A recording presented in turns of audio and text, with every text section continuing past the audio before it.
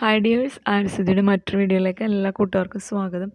അപ്പോൾ ഞാനിന്ന് പർച്ചേസ് ചെയ്ത ഒരു വെജിറ്റബിൾ സീഡ്സിൻ്റെയും ഫ്ലവർ സീഡ്സിൻ്റെയും ഒരു പാക്കാണ് ഇവിടെ ഓപ്പൺ ചെയ്യാൻ പോകുന്നത് കേട്ടോ.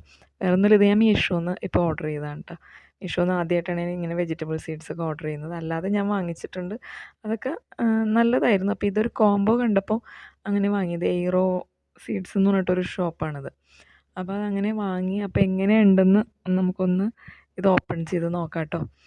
അപ്പോൾ വളരെ ക്യൂരിയോസിറ്റി ഉണ്ട്. കാരണം എന്ന് വെച്ചിട്ടുണ്ടെങ്കിൽ എനിക്ക് ഈ വെജിറ്റബിൾസൊക്കെ നട്ടുണ്ടാക്കാൻ ഭയങ്കര ഇഷ്ടമുള്ളൊരു കൂട്ടത്തിൽ ഓർഗാനിക്കായിട്ടുള്ള എന്തൊരു ഐറ്റവും ഇങ്ങനെ കിട്ടുന്നത് ഞാനത് വെച്ച് പിടിപ്പിക്കാറുള്ളത്. അപ്പോൾ ആ ഒരു ഇതിൽ തന്നെ ഇത് വാങ്ങിയത്. രണ്ടും കൂടി ആകുമ്പോൾ മെച്ചമാണല്ലോ എന്ന് വെച്ചിട്ട് ഫ്ലവർ സീഡ് ഒന്നും കൂടി വാങ്ങി.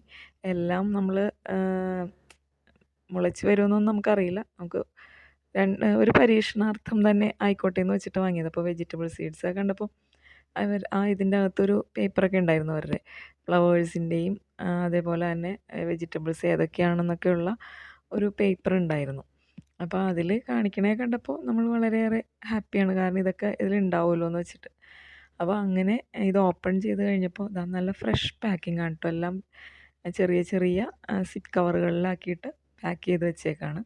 അപ്പോൾ വെണ്ടക്കയുടെ വിത്തുണ്ട്, അതുപോലെ മല്ലിയിലയില്ലേ, മല്ലിയിലയുടെ ഉണ്ട്. പിന്നെ അതുപോലെ ഇത് വന്നിട്ട് വാട്ടർ മെലണാണെന്ന് തോന്നുന്നു. പിന്നെ ഇത് മുളകിൻ്റെ വിത്താണ് കേട്ടോ അത്. പിന്നെ അങ്ങനെ ഇത് വന്നിട്ട് തക്കാളിയുടെ വിത്താണ്.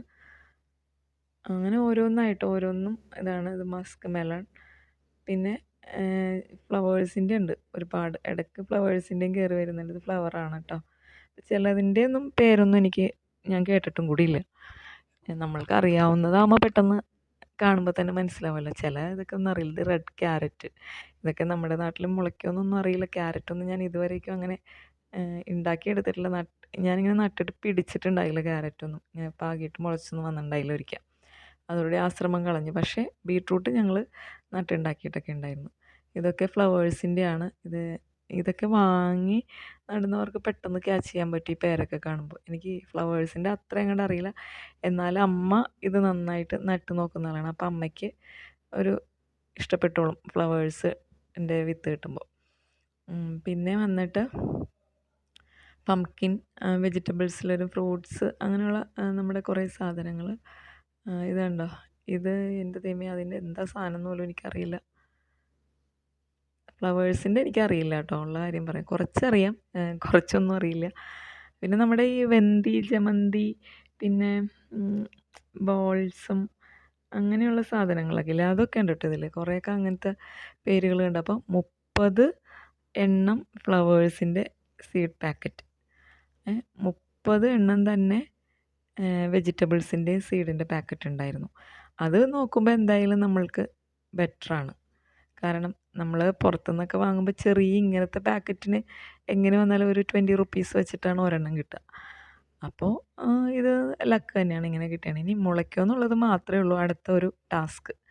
എന്തായാലും ആ ടാസ്ക് ഞാൻ ചെയ്യും. കാരണം ഇതിനെങ്ങനെയെങ്കിലുമൊക്കെ ഞാൻ മുളപ്പിച്ചെടുക്കുക. റാഡിഷൊക്കെ ഉണ്ട്, റെഡ് കളർ റാഡിഷ്, പിന്നെ കോസ്മോസ്, പിന്നെ ഇതെന്തുവാ, ബ്രിഞ്ചാൾ പർപ്പിൾ. ഇതൊക്കെ റൗണ്ടാണ് കേട്ടോ. അതൊക്കെ നമ്മൾ കടയിൽ നിന്ന് വാങ്ങി മാത്രമേ കിട്ടിയിട്ടുള്ളൂ. അത് ഞാൻ ഇതുവരെ മുളപ്പിച്ചിട്ടില്ല. വേറെ നീളം വഴുതനങ്ങയൊക്കെ കിട്ടാറുണ്ട്, അതൊക്കെ നട്ടുണ്ടാക്കാറുണ്ട്. വെണ്ടയ്ക്ക ഉണ്ടാക്കാറുണ്ട്, ചീര ഉണ്ടാക്കാറുണ്ട്, മത്തൻ, കുമ്പളം, ഇതൊക്കെ നമുക്ക് ഓക്കെയാണ്. പക്ഷേ ചില വെറൈറ്റി ഐറ്റംസ് ഈ ഒരു ശൈത്യകാല വിളകളിലേക്ക് വരുന്ന കുറേ സംഭവങ്ങളുണ്ടല്ലോ ഇപ്പം നടുന്നത്. അപ്പോൾ അത് നമ്മളുടെ നാട്ടിൽ അധികം മുളച്ച് അങ്ങനെ കിട്ടില്ല. അത് ഭയങ്കരമായിട്ട് പരിപാലിക്കുന്നവർക്ക് കിട്ടും കേട്ടോ. നമ്മൾ ചട്ടിയിലും പിന്നെ ഗ്രോ ബാഗിലൊക്കെ വെക്കുമ്പോൾ ചിലതൊന്നും കിട്ടില്ല.